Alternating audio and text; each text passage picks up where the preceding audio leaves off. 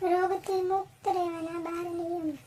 Number 1, ઘઉંનો લોટ ચાળવો નહીં.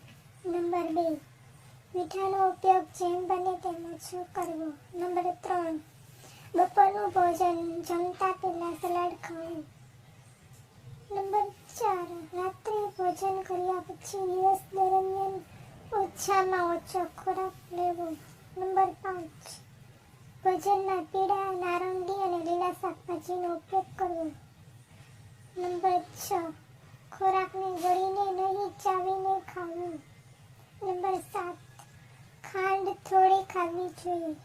Number 8, વાસી ખોરાક ક્યારેય ન ખાવો.